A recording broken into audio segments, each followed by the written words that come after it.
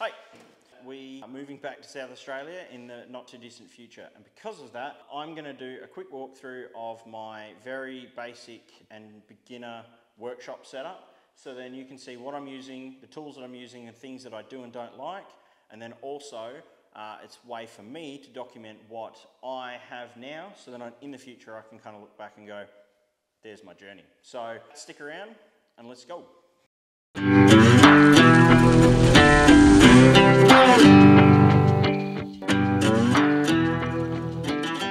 This is the DeWalt 7491. It's the table saw that I've seen most beginner woodworkers kind of get into, and I absolutely love it.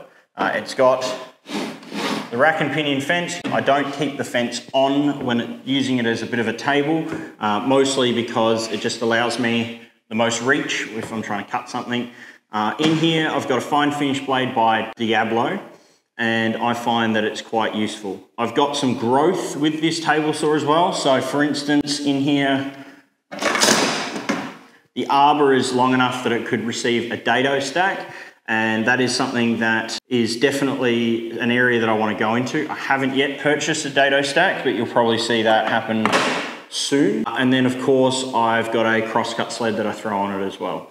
I really love this saw because it has given me the ability to learn the table saw in a kind of compact and less daunting manner, but with the addition of the table, I've been able to learn in the normal kind of safe manner that you should be learning, but at the exact same time, I'm not taking up the majority of this space trying to fit in a large cabinet saw or anything like that.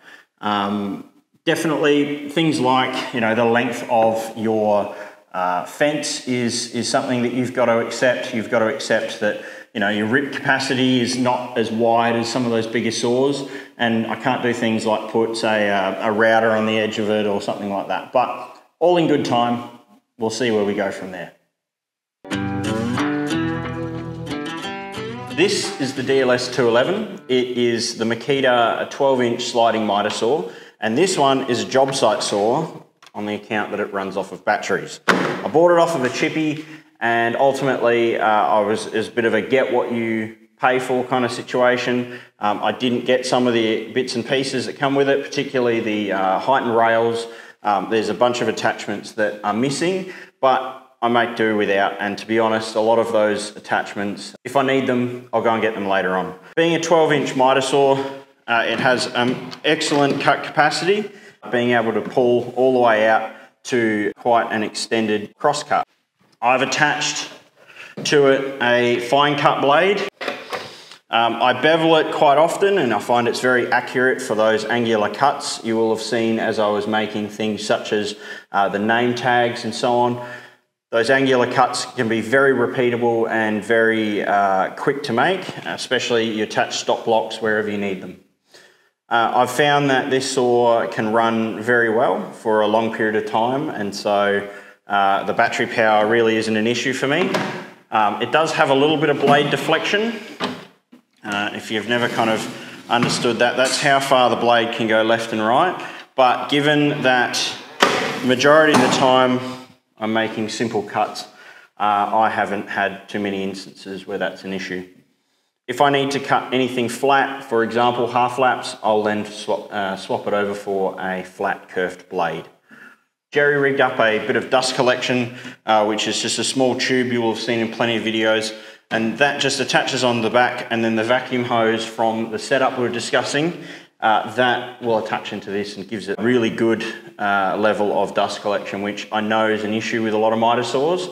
The one thing that I cannot stand on this saw, which is quite simple, is the laser. So you can see laser stickers all over it. There's a button on the top here as well to turn the laser on and off.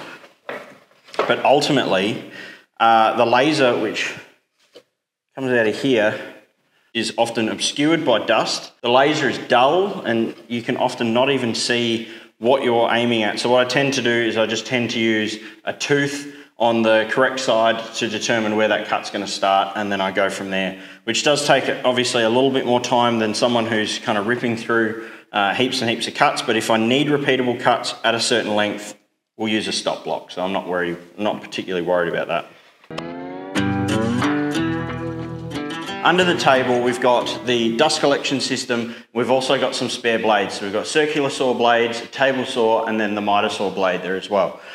When it comes to the dust collection, we've got a cyclonic separator attached to a shop vac, and then there's just some tubing that runs to underneath the table, and then there's a port here, and it can also attach to the table saw. So this is the majority of the workhorse when it comes to dust collection is done in here. And then in the future, what I hope to do is to kind of lessen that burden by attaching the table saw to something a bit more substantial. But for now, this does the job.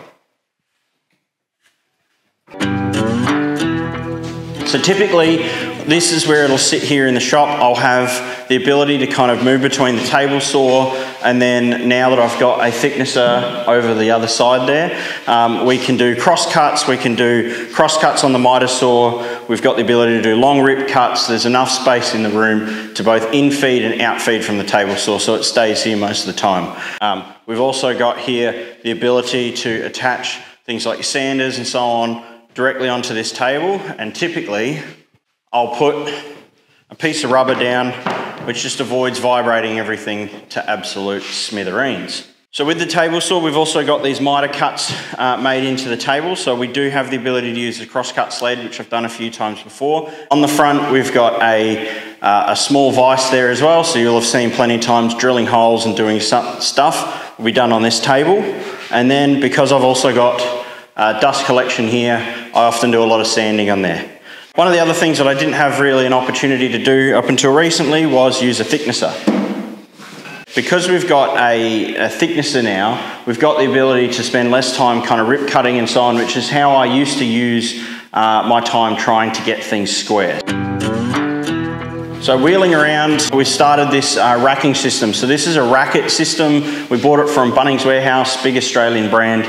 And it's quite simple. So we bought a simple kind of ladder system that just comes with a set of shelves, and then from there you can buy posts and rails. So they come with these 2 metre tall posts, and then you've got rails as well. So we've got one set up here, and then I had some extra shelving that I've now pushed into here, which kind of saves me time and effort putting their specific style in. But nonetheless, we've also built up this just simple caddy which holds all of my different bits and pieces. So I do love these small organisers.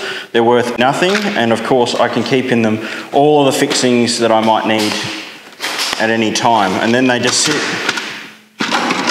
and I get to push them away. I'm starting to get to the point where I probably need to insert another row of drawers in here, but for the moment it does its job. Up top we've got loose fixings and other pieces that kind of go nowhere. Some spare tight bond, still making our way through that one. And then usually here, which I have taken away for some reason, is my off-cut bin. Because it's a small shop, I am quite vicious when it comes to getting rid of offcuts. If it is not something that I can make something else out of later on, it either goes on the burn pile or I start gifting things away. But I will tend to try and use absolutely everything that I've got because I only bring in enough timber for the project that I'm making. So I really don't have a big stockpile somewhere here.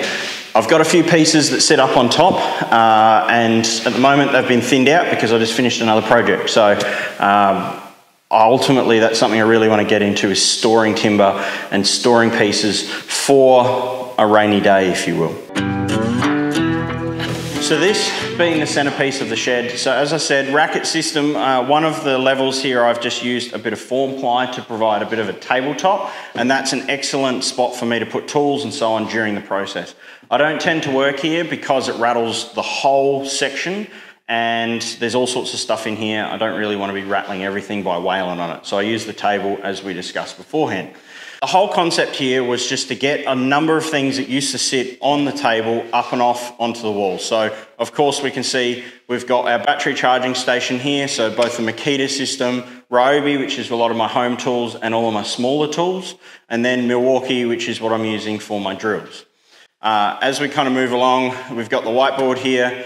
The whole concept there being that I can sketch things out, but also I tend to write up kind of buy lists, all sorts of stuff. And then another one is I often work off of SketchUp, and I will just jot out the main kind of cuts that I need to make on this board so I can wipe it away instead of constantly whipping out a laptop which in a dusty environment is probably not the greatest thing.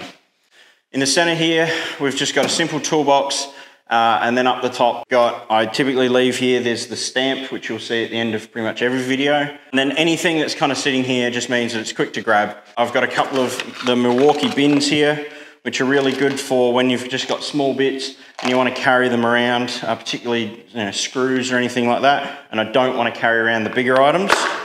Different assorted pliers, we've got regular pliers, we've got cut-off pliers, needle nose pliers, so on and so forth. And as you can see up the top, we've got a couple of CNC boards as well, which came off of a previous table that I made. Weapon company, rifle company, and other than that, a bit of a shop tower, that sets up the top. So under here is I roll out a tool chest. Basically, I keep most of the different tools that I need down in here. We've got, drills, screwdrivers, and everything is very messy down here. I definitely don't keep it as tidy as I probably should. I keep, your Ryobi tools and so on all together. Anything that's battery operated, try and keep it kept together. And then things like bits for, so this table, this has got mostly drill bits and router bits.